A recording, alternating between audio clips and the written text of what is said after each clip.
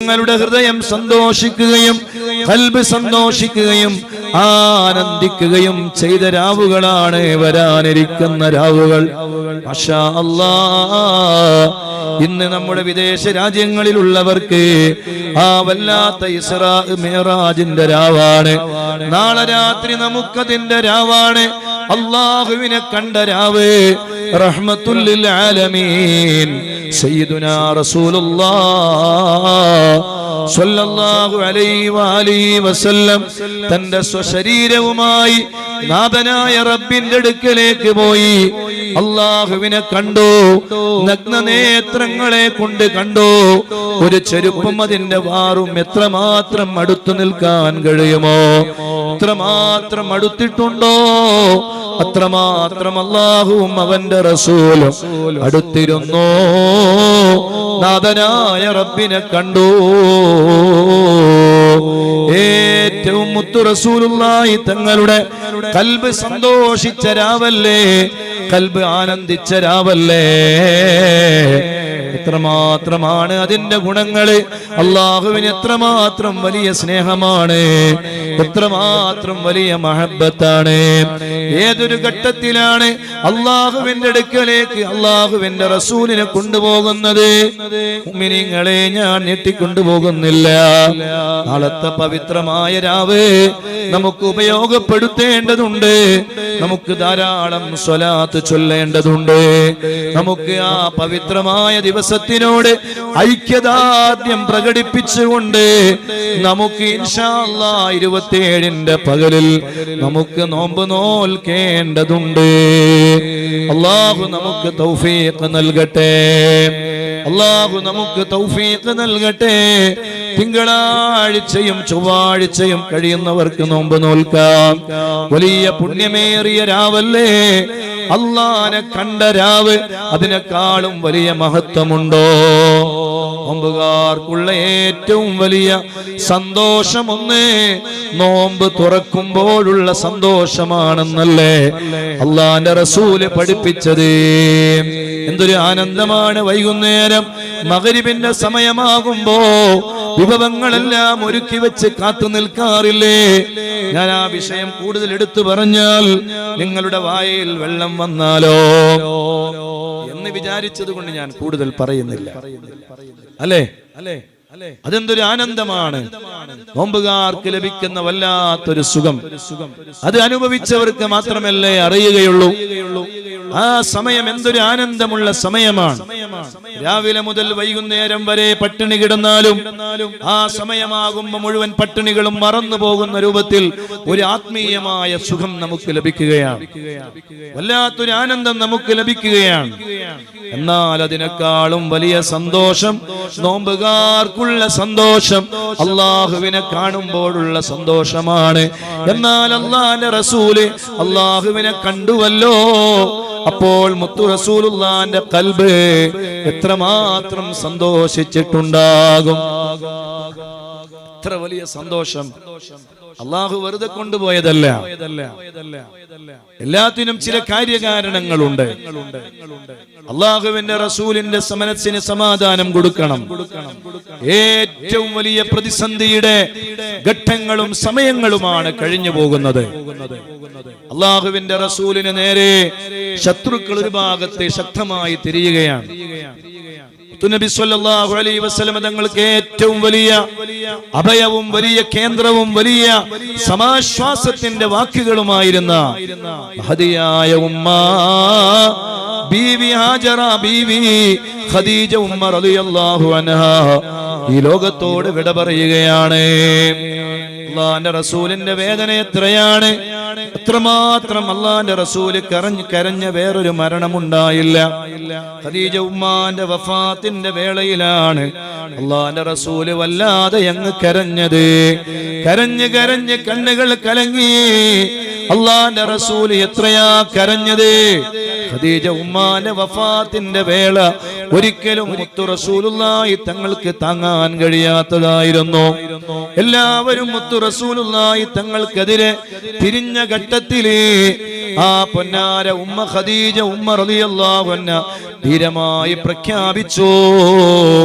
എന്തിനാണ് പാവപ്പെട്ടവനായ ദരിദ്രനായ ഒന്നിനും പതേ വകയില്ലാത്ത ഈ പാവപ്പെട്ട മുഹമ്മദിനെ എന്തിനാണ് കല്യാണം കഴിച്ചതെന്ന് ചോദിച്ചപ്പോ ഖദീജ ഉമ്മ ചെയ്ത പ്രവർത്തനം എന്താണ്? എല്ലാ ശത്രുക്കളെയും ഒരുമിച്ച് കൂട്ടുകയാണ്.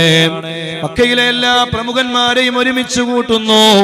എല്ലാ തറവാടുകാരെയും എല്ലാ പ്രമാണിമാരെയും എല്ലാവരും വന്നിരുന്നപ്പോ ഖദീജ ഉമ്മ അവരുടെ മുന്നിൽ വെച്ച് പ്രഖ്യാപിക്കുകയാണ്, എന്റെ സമ്പത്ത് മുഴുവനും ഈ നിമിഷം മുതൽ എന്റെ റസൂലുള്ളാഹി തങ്ങളുടെ സമ്പത്താണ്. ഒറ്റ നിമിഷം കൊണ്ട് മക്കയിലെ ഏറ്റവും വലിയ പണക്കാരനായി മാറി സയ്യിദുനാ റസൂലുള്ളാഹി സ്വല്ലല്ലാഹു അലൈഹി വസല്ലം. ആ ഉമ്മയുടെ സ്നേഹം എത്രയാണ്, ആ ഉമ്മയുടെ സ്നേഹലാളന എത്രയാണ്. ആ ഉമ്മ പിന്നീട് വഫാത്തായപ്പോ ആ ഉമ്മ ധരിച്ച ഒരു മാല ബീവി സൈനബ റളിയല്ലാഹു അൻഹ ആ മാലയതാ പ്രിയപ്പെട്ട ഭർത്താവിന്റെ കയ്യിൽ കൊടുക്കുകയാണ്. ബദർ യുദ്ധത്തിന്റെ വേളയിലെ സൈനബ ബീവി റളിയല്ലാഹു അൻഹയുടെ ഭർത്താവിനെ യുദ്ധത്തടവുകാരനായി പിടികൂടുകയാണ് അബുൽ ആസിനെ. ആ സമയത്ത് മോചന ദ്രവ്യമായി ആ ഭർത്താവായ സൈനബ ബീവി റളിയല്ലാഹു അൻഹയുടെ ഭർത്താവ് അന്ന് അതേ അല്ലാഹുവിന്റെ ദീനിലേക്ക് വന്നിട്ടുണ്ടായിരുന്നില്ല. അന്ന് ശത്രുക്കളുടെ ഭാഗത്തായിരുന്നു. പക്ഷേ മോചന ദ്രവ്യമായി ആ സ്വർണത്തിന്റെ മാല സൈനബ ബീവി കൊടുക്കുകയാണ്. ആ സ്വർണത്തിന്റെ മാല മുത്തു റസൂലുള്ളാഹിന്റെ കയ്യിൽ കിട്ടിയപ്പോ അള്ളാന്റെ റസൂലിന്റെ കണ്ണിലൂടെ കണ്ണുനീറുകൾ ധാരധാരയായി ഒഴുകിയില്ല. എന്റെ ഖദീജ ധരിച്ച സ്വർണമാലയാണ് എന്റെ ഖദീജ, എന്റെ ഖദീജ എന്ന് പറഞ്ഞ വേളകൾ എത്രമാത്രമാണ് എന്റെ പ്രിയപ്പെട്ട മുഅ്മിനീങ്ങളെ. അതിനുശേഷം ഉമ്മയുടെ വഫാത്ത് സഹിക്കാൻ കഴിയാതെ നിൽക്കുമ്പോഴാണ് വലിയ സഹായിയും അള്ളാഹുവിന്റെ റസൂലിനെ ശത്രുക്കൾക്കിടയിൽ സംരക്ഷണ വലയം തീർത്ത അബൂ ത്വാലിബ് എന്ന് പറയുന്ന മുത്തു റസൂലുള്ളാഹിന്റെ ബാപ്പാന്റെ സഹോദരൻ ഈ ലോകത്തോട് വിട പറയുകയാണ്. രണ്ട് മരണം ആമുൽ ഹുസ്ൻ എന്നാണ് ആ കാലഘട്ടത്തെ കുറിച്ച് അറിഞ്ഞത്. അന്നുള്ള വേദന എത്രമാത്രം വലിയ വേദനയാണ്. വേണ്ടപ്പെട്ട രണ്ട് ആളുകൾ ലോകത്തോട് വിട പറയുമ്പോഴുണ്ടാകുന്ന വേദന, ആ വേദനയുടെ ഘട്ടത്തിലാണ് അല്ലാഹുവിന്റെ റസൂലേ നിങ്ങൾ വേദനിക്കണ്ട, നിങ്ങൾ പ്രയാസപ്പെടണ്ട, നിങ്ങൾ വിഷമിക്കണ്ട. നിങ്ങളുടെ കൂടെ ആയിരക്കണക്കിന്, അതേ പതിനായിരക്കണക്കിന്, ലക്ഷക്കണക്കിന് അംബിയാ മുർസലീങ്ങളുണ്ട്. നിങ്ങളുടെ കൂടെ കോടിക്കണക്കിന് മലക്കുകളുണ്ട്. നിങ്ങൾക്ക് ഒരുക്കി വെച്ചത് പറുദീസകളാണ്. നിങ്ങൾ കാണാനിരിക്കുന്നത് ആനന്ദങ്ങളാണ്. എന്തൊക്കെ വലിയ അത്ഭുതങ്ങളാണ് അള്ളാഹുവിന്റെ റസൂലിനെ കാണിക്കുന്നത്. പ്രയാസങ്ങൾ അനുഭവിക്കുമ്പോ പ്രയാസപ്പെടണ്ടടാ, വേദനിക്കണ്ടടാ എന്ന് പറയാൻ നമുക്കൊരു കൂട്ടുകാരനുണ്ടെങ്കിൽ എത്ര വലിയ സമാശ്വാസമാണല്ലേ മുഅ്മിനീങ്ങളെ. നീ വേദനിക്കണ്ട. അങ്ങനെയുള്ള നല്ല വർത്തമാനങ്ങളാണ് നമ്മുടെ ഭാഗത്ത് നിന്ന് ഉണ്ടാകേണ്ടത്. വിഷമങ്ങൾ അനുഭവിക്കുന്നവരുടെ കൂടെ നിൽക്കണം. പ്രതിസന്ധികൾ അനുഭവിക്കുന്നവർക്ക് സമാധാനമാകണം. ഭർത്താവിന് ഭാര്യ സമാധാനമാകണം, ഭാര്യയ്ക്ക് ഭർത്താവ് സമാധാനമാകണം, മക്കൾക്ക് മാതാപിതാക്കൾ സമാധാനമാകണം, മാതാപിതാക്കൾക്ക് മക്കൾ സമാധാനമാകണം, കൂട്ടുകാരനിക്ക് സമാധാനമാകണം. എന്ത് പ്രതിസന്ധികൾ ഉണ്ടായാലും കൈപിടിക്കാൻ ഒരാളുണ്ടായാൽ ലഭിക്കുന്ന ആശ്വാസം എത്ര വലുതാണ്. അല്ലാഹുവിന്റെ റസൂലിനെ, അല്ലാഹുവിന്റെ ഹബീബായ സയ്യിദുനാ റസൂലുള്ളാഹി സ്വല്ലല്ലാഹു അലൈഹി വസല്ലം തങ്ങളുടെ ഖൽബ് വേദനിക്കുന്നത് അല്ലാഹുവിന്റെ റസൂലിന് ഇഷ്ടമായില്ല. കൊണ്ടുപോവുകയാണ്, പരിശുദ്ധമായ മക്കയിൽ നിന്ന് മസ്ജിദുൽ അഖ്സയിലേക്ക് കൊണ്ടുപോവുകയാണ്. അവിടെ നിന്ന് അല്ലാഹുവിന്റെ അടുക്കലേക്ക് സിദ്റത്തുൽ മുൻതഹയിലേക്ക് കൊണ്ടുപോവുകയാണ്. മസ്ജിദുൽ അഖ്സയിൽ വെച്ച് അല്ലാഹുവിന്റെ റസൂൽ കാണുന്നത് ആരെയാ? ലക്ഷക്കണക്കിന് വരുന്ന അംബിയാ മുർസലീങ്ങളെയാണ്. മലായിക്കത്തുകളെയാണ്. ആകാശലോകത്തേക്ക് കയറി ചെല്ലുമ്പോ ഓരോ ആകാശലോകത്തും സ്വീകരിക്കാൻ നേരത്തെ ഭൂമി ലോകത്ത് കണ്ട അമ്പിയാക്കൾ തന്നെ സ്വാഗതമോദാൻ അവിടെ കാത്തു നിൽക്കുകയാണ്. പിന്നീട് അള്ളാഹുവിന്റെ അടുക്കലേക്ക് എത്തുന്നു. ജിബ്രീൽ അലൈഹിസ്സലാം പറഞ്ഞു, നബിയേ, ഇനി അങ്ങോട്ട് എനിക്ക് വരാൻ കഴിയൂല, എന്റെ ചിറകുകൾ കരിഞ്ഞു പോകും. ഇത്രമാത്രം വലിയ പവിത്രമായ ലോകത്തേക്കാണ് കൊണ്ടുപോകുന്നത്. അള്ളാഹുവിനെ കണ്ടു, നഗ്നനേത്രങ്ങളെ കൊണ്ട് കണ്ടു. കണ്ട ഉടനെ അള്ളാന്റെ റസൂല് തിരുമുൽക്കാഴ്ച സമർപ്പിക്കുകയാണ്. ഏതൊരു അതിഥിയെയും കാണാൻ പോകുമ്പോ ആ അതിഥിക്കൊരു സമ്മാനം കൊടുക്കണ്ടേ? അതാണ് അത്തഹിയാത്തുൽ മുബാറകാതുസ് സ്വലവാതുത് ത്വയ്യിബാതു ലില്ലാഹ്. അല്ലാഹുവിനെ സമ്മാനമായി കൊടുത്തപ്പോ അല്ലാഹു ഇങ്ങോട്ട് സലാം പറയുകയാണ്. അസ്സലാമു അലൈക അയ്യുഹൻ നബിയ്യു വറഹ്മത്തുള്ളാഹി വബറകാതുഹു. സന്തോഷത്തിന്റെ വേളയിൽ നമ്മൾ പലതും മറന്നു പോകാറില്ലേ? അല്ലാഹുവിന്റെ റസൂൽ ഉമ്മത്തിനെ മറന്നില്ല. വഅലൈനാ വഅലാ ഇബാദില്ലാഹി സ്വാലിഹീൻ.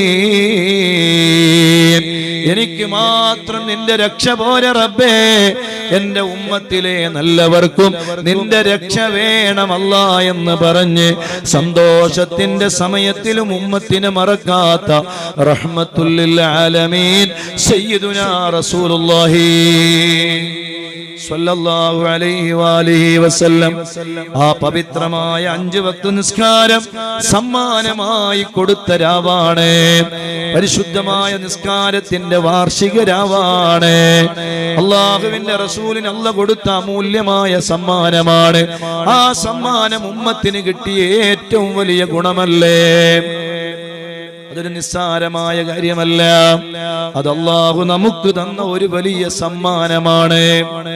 അല്ലാഹു നമുക്ക് രക്ഷപ്പെടാനുള്ള വഴിയാണ് കാണിച്ചു തന്നത്. 5 വക്ത് നിസ്കാരം ഞാൻ നീട്ടിക്കൊണ്ടു പോകുന്നില്ല. നമുക്ക് ദുആയിലേക്ക് കടക്കാനുണ്ട്. ദിക്റുകളും സ്വലാത്തുകളും ഹദ്ദാദും അസ്മാഉൽ ഹുസ്നയും എല്ലാം ചൊല്ലിയ ഈ പുണ്യമേറിയ രാവിൽ നമുക്ക് അല്ലാഹുവിലേക്ക് കൈകൾ നീട്ടണം. അല്ലാഹു തന്ന ഏറ്റവും നല്ല സമ്മാനം, ആ സമ്മാനം അല്ലാഹു തന്ന സമ്മാനമാണ്. സമ്മാനം കൊടുത്തത് മുത്തു റസൂലുള്ളാഹി തങ്ങൾക്കാണ്. അത് സ്വീകരിക്കേണ്ടവർ ആ മുത്തു റസൂലുള്ളാഹി തങ്ങളുടെ ഉമ്മത്താണ്. ആ ഉമ്മത്തായ നമുക്ക് ആ സമ്മാനം തന്നിട്ട് നമ്മൾ ആ സമ്മാനത്തിന് ഒരു പുല്ല് വില പോലും കൽപ്പിക്കുന്നില്ല എങ്കിൽ നമ്മളെക്കാളും അധമന്മാരായ, നമ്മളെക്കാളും മോശക്കാരായ ആളുകൾ വേറെ ആരാണുള്ളത്? അല്ലാഹു ഇത്രയും അമൂല്യമായൊരു നിധി 5 വക്ത് നിസ്കാരം ഒരാൾ നിസ്കരിച്ചാൽ അവര് സ്വർഗത്തിലാണ്. അവരുടെ ശരീരത്തിൽ ഒരു പാപങ്ങളില്ല. അയാൾക്ക് മരിക്കുമ്പോ ഈമാനോടുകൂടെ മരിക്കാൻ കഴിയും. അയാൾ മഹ്ശറ വൻസഭയിൽ ആദ്യമായി ചോദ്യം ചെയ്യുന്നത് ആ നിസ്കാരത്തെ കുറിച്ചാണ്. നിസ്കാരം നിർവഹിച്ചു കഴിഞ്ഞാൽ കൃത്യമായതിന് മറുപടി പറയാൻ കഴിയും. അള്ളാഹുവിന്റെ കോടതിയിലെത്തിയാൽ നിസ്കരിച്ചവരെ മാറ്റി നിർത്തുകയാണ്. പോയിക്കോ ഗ്രീൻ ചാനലിലൂടെ സ്വർഗത്തിലേക്കെന്ന പ്രഖ്യാപനം വരികയാണ്. ഇത്രയും അമൂല്യമായൊരു നിധി അള്ളാഹു നമുക്ക് തന്നിട്ട് ആ നിധിയെ വേണ്ട പോലെ ഉപയോഗപ്പെടുത്താൻ കഴിയാത്ത നമ്മൾ എത്രമാത്രം മോശക്കാരായി മാറുമല്ലേ? ഒരു മുഅ്മിനായ മനുഷ്യന് അള്ളാഹു 5 വക്ത് നിസ്കരിക്കാനുള്ള സമയവും അവസരവും കൊടുത്തിട്ട് അയാൾ അത് നിർവഹിക്കുന്നില്ല എങ്കിൽ അയാളുടെ മരണസമയം അയാൾ സൂക്ഷിക്കണം. സൂഉൽ ഖാതിമത്ത് സംഭവിക്കുമെന്ന് സയ്യിദുനാ റസൂലുള്ളാഹി സ്വല്ലല്ലാഹു അലൈഹി വസല്ലം. സൂഉൽ ഖാതിമത്ത് എന്ന് പറഞ്ഞാൽ മരിക്കുന്ന സമയത്ത് ഷഹാദത്ത് കലിമ ചൊല്ലാൻ കഴിയില്ല. എത്ര വലിയ ഗൗരവമുള്ള കാര്യമാണ്. മറ്റെല്ലാം അവിടെ മാറി നിൽക്കട്ടെ. ഭൗതികമായ നേട്ടങ്ങള്, ബറക്കത്ത്, ഇസ്സത്ത്, അന്തസ്, അഭിമാനം, ആത്മീയമായ നേട്ടങ്ങൾ, ആത്മീയമായ ഉപകാരങ്ങൾ അതൊക്കെ അങ്ങ് മാറ്റിവെക്കുക എന്ന് കരുതുക. എന്നാലും മുഅ്മിനായി മരിക്കണ്ടേ? നിസ്കാരം ഒഴിവാക്കിയ ആൾക്ക് 5 വക്ത് നിസ്കാരം ഒഴിവാക്കിയവർ അവർ സൂഉൽ ഖാതിമത്ത് സംഭവിച്ചു പോകും. അതുകൊണ്ട് സൂക്ഷിക്കണേ, ശ്രദ്ധിക്കണേ. ഈ പവിത്രമായ രാവുകൾ തീരുമാനമെടുക്കാനുള്ള രാവുകളാണ്. എത്ര ആളുകളാ തീരുമാനമെടുത്തത്? എത്ര ആളുകളാ നന്നായത്? എത്ര ആളുകളാ അള്ളാഹുവിലേക്ക് കൽബുകൾ തിരിച്ചു വെച്ചത്. പക്ഷേ അപ്പോഴും അല്ലാഹു സുബ്ഹാനഹു വ തആല തന്ന സൗഭാഗ്യത്തെ നമ്മൾ മറന്നു പോവുകയാണ്. അതുകൊണ്ട് ഈ സദസ്സിൽ നിന്ന് പിരിയുമ്പോ, ഈ മഹത്തായ ഹദ്റത്തിൽ നിന്ന് പിരിയുമ്പോ തീരുമാനമെടുത്തോ, ഇൻഷാ അല്ലാഹ് ഇനിയുള്ള കാലഘട്ടം എനിക്കൊരു നിസ്കാരവും നഷ്ടപ്പെടൂല. ഒരു നിസ്കാരം നിർവഹിക്കുമ്പോ ഏതെങ്കിലും ഒരു നിസ്കാരം ഉണ്ടെങ്കിൽ അതും കൂടെ നിർവഹിക്കാം. അങ്ങനെയാണല്ലോ, അങ്ങനെയും ചെയ്യാമല്ലോ. അങ്ങനെ എത്ര ആളുകളുണ്ട്. ഞാൻ ഒരുപാട് ചെറുപ്പക്കാരെ കണ്ടിട്ടുണ്ട്. അയാൾ ഒരു നിസ്കാരം, ഒരു ഇശാ നിസ്കരിച്ചാൽ പിന്നീട് 4 റക്അത്ത് വേറെ നിസ്കരിക്കുന്നത് കാണാം. അപ്പൊ ഞാൻ ചോദിച്ചു, എന്താണ് മോനേത്? പറഞ്ഞു, ഉസ്താദേ, ഞാൻ ഒരുപാട് നിസ്കാരം ഖളായി പോയിട്ടുണ്ട്. എനിക്കെല്ലാം പാടെ ഒന്നിച്ച് വീട്ടാൻ എനിക്ക് പ്രയാസമാണ്. അപ്പൊ അതിനുള്ള പരിഹാരം ഞാൻ കണ്ടെത്തിയതാണ്. ഒരു ഇശാ നിസ്കരിക്കുമ്പോ മറ്റൊരു ഇശാ നിസ്കാരം, ഒരു ളുഹർ നിസ്കരിക്കുമ്പോ മറ്റൊരു ളുഹർ, ഒരു അസ്ർ നിസ്കരിക്കുമ്പോ മറ്റൊരു അസ്ർ, ഒരു മഗ്രിബ് നിസ്കരിക്കുമ്പോൾ മറ്റൊരു മഗ്രിബ്, ഒരു സുബഹി നിസ്കരിക്കുമ്പോൾ മറ്റൊരു സുബഹ്. ഇത്രമാത്രം അല്ലാഹുവിന് ഇഷ്ടമാകും. അങ്ങനെ അങ്ങ് നിസ്കരിക്കുന്നതിന്റെ ഇടയിൽ മരിച്ചാലും അല്ലാഹു എല്ലാം പുറത്തു വരും. കാരണം നമ്മുടെ നിയ്യത്ത് നന്നാണ്. നിസ്കാരം പൂർണ്ണമായി ഖളാ വീട്ടണമെന്ന നിയ്യത്ത് നമ്മുടെ ഖൽബിൽ ഉണ്ടായിട്ടുണ്ട്. അതിന്റെ ഇടയിൽ മരിച്ചാലും അല്ലാഹു നമുക്ക് പുറത്തു തന്നു എന്ന് വരും. അതുകൊണ്ട് നഷ്ടപ്പെട്ട നിസ്കാരങ്ങളെ വീണ്ടെടുത്ത് ഇനിയൊരു നിസ്കാരവും എനിക്ക് നഷ്ടപ്പെടുകയില്ല എന്ന നല്ല തീരുമാനത്തോടു കൂടെയാവണം ഈ മഹത്തായ അഴിത്തല വലികര മഖാം ഉറൂസിൽ നിന്ന് നമ്മൾ പിരിയുന്നത്. അല്ലാഹു നമുക്ക് തൗഫീഖ് നൽകട്ടെ. അല്ലാഹു നമ്മുടെ ആഖിബത്ത് നന്നാക്കി തരട്ടെ. ഇവിടെ അൽഹംദുലില്ലാഹ് എല്ലാ മതവിഭാഗങ്ങളും ഞാൻ അറിഞ്ഞെടുത്തോളം ഈ മഖാമിന്റെ കാര്യങ്ങളെല്ലാം നോക്കി നടത്തുന്നത് അൽഹംദുലില്ലാഹ് ഇതര സഹോദര സമുദായങ്ങളിലെ അംഗങ്ങളാണ് എന്നറിഞ്ഞു. അങ്ങനെയാണ് ഒരുമയും സ്നേഹവും നല്ല ഐക്യവും ഈ നാട്ടിൽ കളിയാടുന്നുണ്ട് എന്നറിയുമ്പോഴുണ്ടാകുന്ന സന്തോഷം അത് വലുതാണ്. അള്ളാഹുവിന്റെ ദീൻ അതിനെ പ്രോത്സാഹിപ്പിക്കുകയാണ്. ഒരിക്കലും മതങ്ങൾക്കിടയിലോ മതവിശ്വാസികൾക്കിടയിലോ സ്പർദ്ധകളോ അവർക്കിടയിൽ അനൈക്യങ്ങളോ ഉണ്ടാകാൻ പാടില്ല. ഓരോ മതവിഭാഗങ്ങൾക്കും അവരുടെ മതവിഭാഗത്തിന്റെ ആചാരങ്ങളും അനുഷ്ഠാനങ്ങളും കൃത്യമായി നിർവഹിക്കാനുള്ള സ്വാതന്ത്ര്യം ഈ രാജ്യത്തെ ഭരണകൂടം അല്ലെങ്കിൽ ഈ രാജ്യത്തെ മഹത്തായ ഭരണഘടന നമുക്ക് അനുവദിച്ചു തരുന്നുണ്ട്.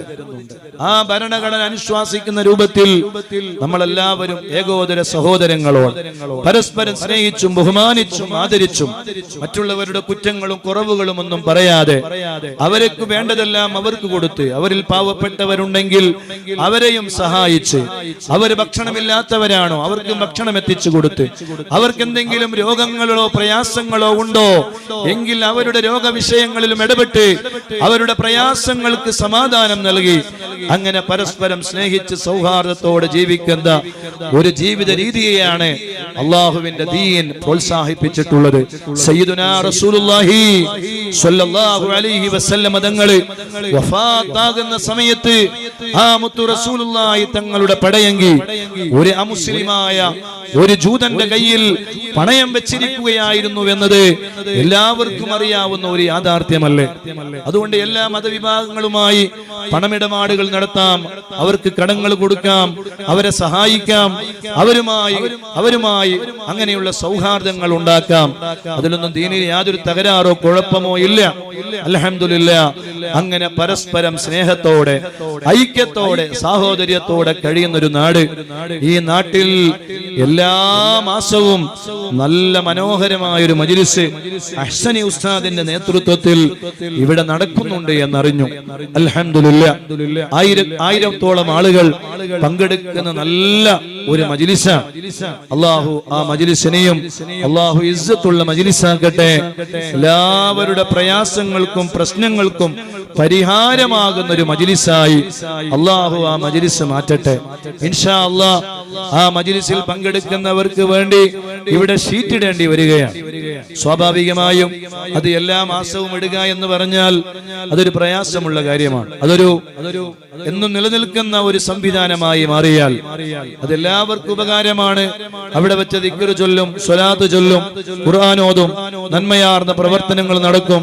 ഒരുപാട് മുഅ്മിനീങ്ങളും മുഅ്മിനാത്തുകൾ ഒരുമിച്ച് കൂടും. അങ്ങനെ നന്മയാർന്ന ഒരു വലിയ മജ്ലിസായ മജ്ലിസ് മാറും. ആ മജ്ലിസ് മാറുമ്പോൾ ഇൻഷാ അല്ലാഹ് ആ മഹത്തായ ഷീറ്റ് ഇടുന്നതിലേക്ക് എന്റെ വക ഒരു 10,000 രൂപ, അല്ലെങ്കിൽ എന്റെ വക ഒരു 5,000 രൂപ, നിങ്ങൾക്ക് എത്രയാണ് സാധിക്കുന്നത്, അല്ലെങ്കിൽ അതിന്റെ ഒരു ഭാഗം ഞാൻ ഏറ്റെടുക്കാൻ തയ്യാറാണ്. അങ്ങനെ ഈ പവിത്രമായ രാവിലെ ഒന്ന് തീരുമാനമെടുത്ത് അതിവിടെ അറിയിച്ച് ഈ മജ്ലിസ് പിരിഞ്ഞു പോകുമ്പോ ആ വലിയ നന്മയാർന്ന പ്രവർത്തനവും ചെയ്ത് നമ്മൾ ജാരിയായ ഒരു സദഖയും നൽകി തീരുമാനിച്ച് നമ്മൾ ഈ സദസ്സിൽ നിന്ന് പോയാൽ നമ്മുടെ മുറാദുകള് അല്ലാഹ് നീ ഹസുലാക്കി തരണേ റബ്ബേ, നീ ഇസ്സത്തിലാക്കി തരണേ അല്ലാഹ്, നീ അന്തസ്സിലാക്കി തരണേ റബ്ബേ. മദനിയ മജ്ലിസ് അൽഹംദുലില്ലാഹ് 1631 ദിവസമായി ഒരു ദിവസം പോലും മുടങ്ങാതെ അല്ലാഹുവിന്റെ അനുഗ്രഹത്താൽ മജ്ലിസ് നടക്കുകയാണ്. അൽഹംദുലില്ലാഹ് ആ മഹത്തായ മജ്ലിസ് കൊണ്ട് ഒരുപാട് ജീവകാരുണ്യ പ്രവർത്തനങ്ങൾ നമുക്ക് ചെയ്യാൻ സാധിച്ചിട്ടുണ്ട്. 150ഓളം വരുന്ന അഹ്ലു ബൈത്തിലെ മുത്തു റസൂലുള്ളാഹിന്റെ മക്കളായ അഹ്ലു ബൈത്തിലെ പാവപ്പെട്ടവർക്ക് 120 വീട് പൂർണ്ണമായും 30ഓളം വീടുകൾ ഭാഗികമായും നിർമ്മിച്ചു കൊടുക്കാൻ നമുക്ക് കഴിഞ്ഞു. അൽഹംദുലില്ലാഹ് 313 നമ്മുടെ ലക്ഷ്യം. ആ ലക്ഷ്യത്തിലേക്കുള്ള യാത്രയിലാണ്. അതിനു മുമ്പ് ഞങ്ങളെ നീ മരിപ്പിക്കല്ലേ റബ്ബേ എന്നാണ് ഈ സാധുവായ എന്റെ പ്രാർത്ഥന. അള്ളാഹു കബൂൽ ചെയ്യട്ടെ, അള്ളാഹു സ്വീകരിക്കട്ടെ. എവിടെ ചെന്നാലും അതിലേക്കുള്ള സംഭാവനകൾ പറയുന്ന ആളുകൾ, സ്വർണത്തിന്റെ മോതിരങ്ങളും ചിറ്റുകളും മാലകളും ഒക്കെ കൊടുത്തയക്കുന്ന ഒരുപാട് ആളുകൾ, അല്ലാഹുവേ അവർക്ക് നാളെ ഫാത്തിമ ഉമ്മാന്റെ കയ്യിൽ നിന്ന് സ്വർഗീയമായ ആഭരണം നീ ധരിപ്പിക്കണേ അല്ലാഹ്. എന്തെല്ലാം നീയത്തുകൾ അവരുടെ കൽബിലുണ്ടോ ആ നീയത്തുകൾ നീ പൂർത്തിയാക്കണേ അല്ലാഹ്. അൽഹംദുലില്ലാഹ് അങ്ങനെ ഇൻഷാ അല്ലാഹ് മദനിയത്തിന്റെ 5ാം വാർഷികം നടക്കുകയാണ്. പ്രിയമുള്ളവരെ, പ്രത്യേകിച്ച് ഓർമ്മപ്പെടുത്താനുള്ളത് അള്ളാഹുവിന്റെ പരിശുദ്ധമായ ഖുർആനും ദിക്റും സ്വലാത്തും ഹദ്ദാദും അത് ജീവിതത്തിന്റെ ഭാഗമാകണം. രാത്രി കിടന്നുറങ്ങുമ്പോ ആ ദിക്റുകൾ ചൊല്ലി കിടന്നുറങ്ങാൻ കഴിയണം. ഹറാമുകൾ കണ്ട് കിടന്നുറങ്ങല്ല, വൃത്തികേടുകൾ കണ്ട് കിടന്നുറങ്ങല്ല, തോന്നിവാസങ്ങൾ കണ്ട് കിടന്നുറങ്ങല്ല, അന്യ പെണ്ണിന്റെ നഗ്നതകൾ കണ്ട് കിടന്നുറങ്ങല്ല, അന്യ പുരുഷന്റെ നഗ്നതകൾ കണ്ട് കിടന്നുറങ്ങല്ല. ആ ഉറക്ക് അവസാനത്തെ ഉറക്കായാലോ നഊദു ബില്ലാഹ്. അല്ലാഹുവേ ഞങ്ങളെ ആഖിബത്ത് നീ നന്നാക്കണേ അല്ലാഹ്. അവസാന സമയം നന്നാവണം മുഅ്മിനീങ്ങളെ, മുഅ്മിനാത്തുകളെ. അല്ലാഹ് എത്ര വലിയ സൗഭാഗ്യമാണ് തന്നത്. മുത്തു റസൂലുള്ളാഹിന്റെ ഉമ്മത്തിൽ ഒരു മെമ്പറാക്കിയില്ലേ. അന്ത്യദൂതരെ കാലത്താ മണ്ണിൽ ജന്മം കൊണ്ടിരുന്നെങ്കിൽ ഞാൻ ആറ്റലാം സ്വഹാബത്തിൻ കൂട്ടത്തിൽ ഒരുവനായിരുന്നെങ്കിൽ ഞാൻ മഹബൂബിൻ തേരു പാദം ചുംബിച്ച മണ്ണിൽ വാണിരുന്നെങ്കിൽ ഞാൻ റൗളത്തുൽ ഫിർദൗസിലെ ചേറു പ്രാണിയായിരുന്നെങ്കിൽ ഞാൻ മക്കയിൽ ജനിച്ചില്ല, മദീനയിൽ വാണില്ല, മുത്തു റസൂലുള്ളാഹി തങ്ങളെ നഗ്ന നേത്രം കൊണ്ട് കണ്ടില്ല. ആ കാലഘട്ടത്തിൽ ജീവിക്കാൻ അല്ലാഹു സൗഭാഗ്യം തന്നില്ല. പക്ഷേ അല്ലാഹു തന്നൊരു സൗഭാഗ്യമുണ്ട്. ആ ഉമ്മത്തിൽ അല്ലാഹു നമ്മളെ ഒരു മെമ്പറാക്കിയില്ലേ. എത്ര കോടി കൊടുത്താലും തീരുമോ? കോടി കോടി കോടി കോടി കണക്കിന് മില്യണും ട്രില്യണും കൊടുത്താലും തീരാത്ത സൗഭാഗ്യമല്ലേ അല്ലാഹു നമുക്ക് തന്നത്. ആ ഉമ്മത്തിൽ അല്ലാഹു നമ്മളൊരു മെമ്പറാക്കിയില്ലേ. ഇനി നമ്മുടെ ആഗ്രഹമാണ് ഈമാനോടുകൂടെ മരിക്കണം, അല്ലാഹുവിന്റെ റസൂലിന്റെ ഉമ്മത്തിലായി മരിക്കണം, ആരെയും കുറ്റം പറയാതെ ഇതര മത സമുദായങ്ങളെ ബഹുമാനിച്ച് ആദരിച്ച് അവർക്ക് കൊടുക്കേണ്ടതെല്ലാം കൊടുത്ത് അങ്ങനെ സ്നേഹമസരണമായൊരു ജീവിതവും നയിച്ച് നല്ലവരായി ഒരു മുഅ്മിനിന്റെ എല്ലാ ക്വാളിറ്റിയും പൂർണ്ണമായി കാത്തു സൂക്ഷിച്ച് ഹറാമുകളിൽ നിന്ന് പൂർണ്ണമായി വിട്ടുനിന്ന് ഓ പൊന്നുമോളെ ഉമ്മയെ അനുസരിക്കണേ, ഉപ്പയെ അനുസരിക്കണേ, ഉമ്മയെ ധിക്കരിക്കല്ല, ഉമ്മയോട് ദേഷ്യം പിടിക്കല്ല, എന്തൊരു ശല്യമായി എന്ന് ഉമ്മയോട് പറയല്ല, ഉമ്മ പറഞ്ഞത് അനുസരിക്കാനുള്ള മനസ്സ് കാണിക്കേ. സദാസമയവും മൊബൈലാണ്, രാത്രി 3 മണി വരെ മൊബൈലിൽ കളിക്കുകയാണ്. ഉമ്മ പറയുന്ന എന്ത് കളിയാണ്, നീ എന്താണ് മൊബൈലിൽ ഇങ്ങനെ കളിക്കുന്നെന്ന് ചോദിക്കുമ്പോ ഉമ്മ അടങ്ങിയിരുന്നോ, എന്റെ വിഷയത്തിൽ നിങ്ങൾ ഇടപെടണ്ട എന്ന് ധിക്കാരപൂർവം പറയുന്ന മക്കളില്ലേ. നിങ്ങൾക്കും കല്യാണം കഴിക്കണ്ടേ, നിങ്ങൾക്കും മക്കളുണ്ടാകണ്ടേ, നിങ്ങളോടും മക്കൾ അങ്ങനെ അതെ തർക്കിക്കുന്ന നിങ്ങൾക്കെതിരെയും മക്കൾ തിരിയുന്ന ഒരു കാലഘട്ടം വരൂലേ. എന്തേ ചിന്തിക്കാത്തത് പെങ്ങളെ? ഓ സഹോദരി, കല്യാണത്തിന്റെ പേരിൽ ലിപ്സ്റ്റിക്കും പുരട്ടിയിട്ട് അങ്ങ് ഇറങ്ങിയാൽ എല്ലാമായി എന്ന ചിന്തയാണോ? രക്ഷിതാക്കളെ, എത്രമാത്രം മോശമായ ഒരു കാലഘട്ടത്തെയാണ് നമ്മൾ അഭിമുഖീകരിക്കുന്നത്. അല്ലാഹു നമ്മുടെ മക്കളെ നന്നാക്കി തരട്ടെ. ഉമ്മയുടെ അടിവയറ്റിലേക്ക് കത്തി കുത്തി ഇറക്കുന്ന മക്കളുള്ള കാലഘട്ടം, പിതാവിന്റെ കഴുത്തിലേക്ക് കത്തിയെടുത്ത് ആ കത്തി കൊണ്ട് പിതാവിനെ കൊന്നുകളയുന്ന കാലഘട്ടം. അല്ലാഹുവേ, റസൂലുള്ളാഹിന്റെ ഉമ്മത്തിലായി ഞങ്ങൾക്ക് ജീവിച്ച് മരിക്കണോ. അല്ലാഹുവേ, നീ തൗഫീഖ് നൽകണേ. അല്ലാഹുവിന്റെ റസൂൽ പറഞ്ഞില്ലേ, എന്റെ സഹോദരങ്ങളെ കാണാൻ ഞാൻ ആഗ്രഹിക്കുന്നു, എന്റെ സഹോദരങ്ങളെ കാണാൻ ഞാൻ ആഗ്രഹിക്കുന്നു. അവലസ്നാ യാ റസൂലല്ലാഹ്, ഞങ്ങളല്ലയോ നബിയെ അങ്ങയുടെ ഇഖ്വാൻ, സഹോദരങ്ങൾ അല്ല സ്വഹാബ, നിങ്ങൾ എന്റെ സഹോദരങ്ങളല്ല, നിങ്ങൾ എന്റെ സ്വഹാബത്താണ്, നിങ്ങൾ എന്റെ കൂട്ടുകാരാണ്, നിങ്ങൾ എന്റെ ശിഷ്യന്മാരാണ്. പിന്നെ ആരാണ് നബിയെ തങ്ങളുടെ സഹോദരങ്ങൾ? ആരാണ്? അല്ലാഹുവിന്റെ റസൂല് പറയുകയാണ്, അവരെന്നെ കണ്ടിട്ടില്ല, അവരെന്നെ കാണാതെ ദീനിലേക്ക് വന്നവരാണ്. എന്റെ പേര് അവരുടെ അടുക്കൽ പറഞ്ഞാൽ അവരാവേശം കൊള്ളും സ്വഹാബ, അവരെന്നെ കാണാൻ കൊതിക്കുന്നു സ്വഹാബ. എന്നെ കണ്ടുകൊണ്ട് അവര് ദീനിലേക്ക് വന്നവരല്ല, എന്നെ കേട്ടറിഞ്ഞ് ദീനിലേക്ക് വന്നവരാണ്. അവരാണ് എന്റെ സഹോദരങ്ങളെ. അവര് എന്റെ സമുദായത്തിലെ അവസാന കാലഘട്ടക്കാരാണ്.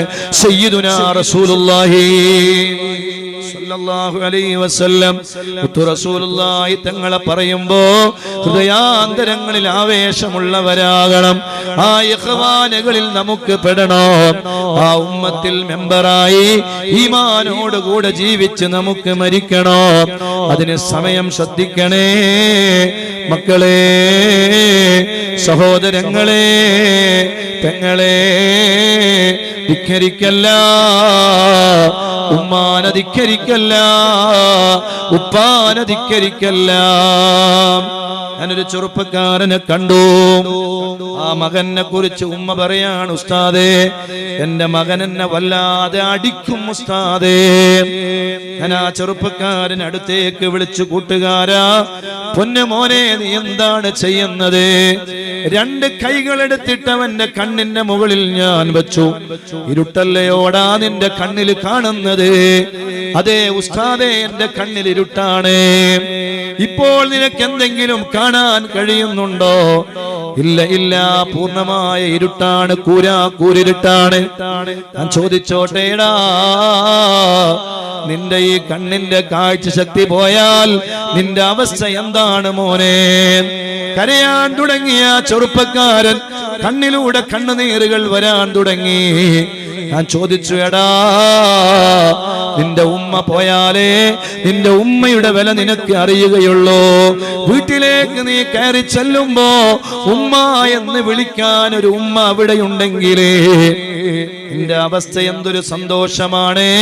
വിളി കേൾക്കാൻ ഒരു ഉമ്മ അവിടെ ഇല്ലെങ്കിലോ നിന്റെ വേദന എത്ര വലിയ വേദനയാണ്. ഉമ്മാന്റെ മുമ്പിൽ വെച്ച് ആ കൂട്ടുകാരൻ, ആ ചെറുപ്പക്കാരൻ കരയുകയാണ്. ഉമ്മാന്റെ കൈ പിടിച്ചു, ചുംബിച്ചു. ഇല്ല ഉസ്താദേ, ഇനി ഒരിക്കലും എന്റെ ഉമ്മാന്റെ ശരീരത്തിലേക്ക് ഞാൻ കൈവെക്കൂല. ചിന്തകൾക്കാണ് നന്മകൾ വേണ്ടത്, ചിന്തിക്കുകയാണ് നമ്മൾ വേണ്ടത്. അതുകൊണ്ട് എല്ലാ ചെറുപ്പക്കാരോടും എല്ലാ സഹോദരിമാരോടും എല്ലാ പെൺമക്കളോടും പറയട്ടെ, ഉമ്മയെ ധിക്കരിക്കല്ല. എത്ര രാത്രികളിലാ ഉമ്മ നമുക്ക് വേണ്ടി ഉറക്കമൊഴിച്ചത്, എത്ര രാത്രികളിലാ ഉമ്മ കരഞ്ഞത്, എത്ര രാത്രികളിലാ അമ്മമാര് കരഞ്ഞത്, മാതാപിതാക്കൾ കരഞ്ഞത്, എത്ര രാത്രികളിലാ അവര് എഴുന്നേറ്റ് നടന്നത്. വലതു ഭാഗത്തേക്ക് ചെരിഞ്ഞു കിടന്നില്ലേ, ഇടതു ഭാഗത്തേക്ക് കമിഴ്ന്ന് കിടന്നില്ലേ. അപ്പോഴും എന്റെ കുഞ്ഞിനൊന്നും സംഭവിക്കല്ല അല്ലാ എന്ന് ദുആ ചെയ്ത് എത്ര രാത്രികളിലാണ് ഉമ്മ ചെലവഴിച്ചത്. ആ ഉമ്മ ഒരു ദിവസം മരിച്ചാലോ, ആ ഉമ്മ മരിക്കുമ്പോഴാണ് ആ ഉമ്മയുടെ വേദന അറിയുക. അതുകൊണ്ട് വേണ്ട, ഉമ്മമാരോടുള്ള സ്നേഹവും ബഹുമാനവും ആദരവും നിലനിർത്തണേ. അല്ലാഹു നമ്മുടെ മക്കളെ നന്നാക്കി തരട്ടെ.